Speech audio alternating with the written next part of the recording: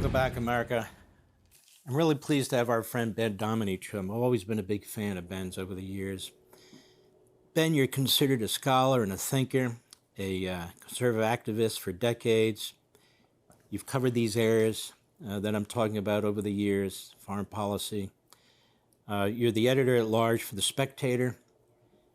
What do you make of the New York Times, the Washington Post, and the Western media that basically takes up the side of terrorist organizations and really seems to have a hate-on for the state of Israel?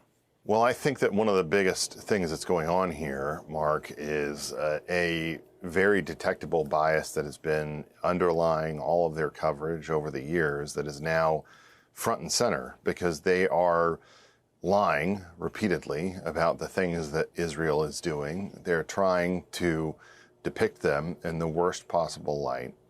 They are also, quite frankly, accepting the propaganda that is being produced by Hamas and Hamas-adjacent organizations as being the God's honest truth without questioning it in a way that I think is absolutely despicable. And it's, look, we've seen this thing happen before. The way that the media has covered Israel over the years has been very biased and informed by their leftist agenda and all these other different, informing elements that go into the people who are doing these jobs.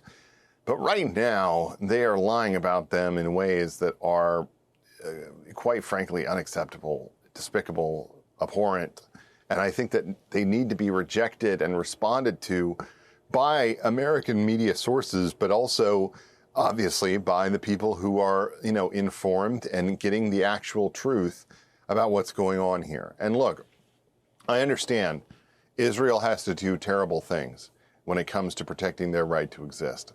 There are going to be civilians that die when they go into these different areas because that's something that Hamas actually wants. They want to put those civilians in harm's way in order to make them be the story.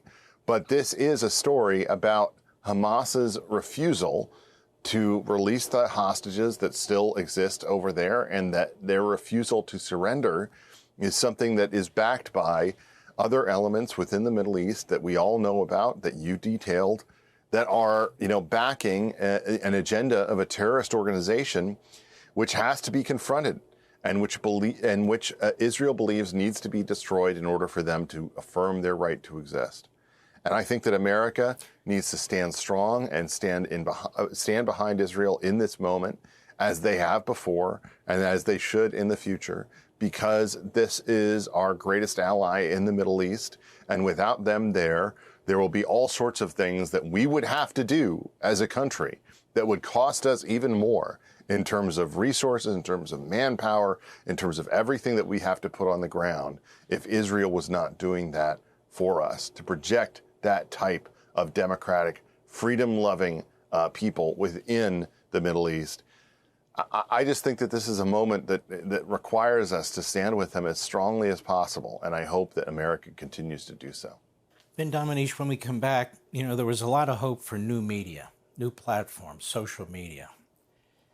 I find social media to be mostly a cesspool, to be perfectly honest with you. I find a lot of these independent broadcasters and so-called influencers who pat themselves on the back, I find them to be cesspool-like in many respects, not every respect.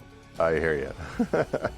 Hey, Sean Hannity here. Hey, click here to subscribe to Fox News YouTube page and catch our hottest interviews and most compelling analysis. You will not get it anywhere else.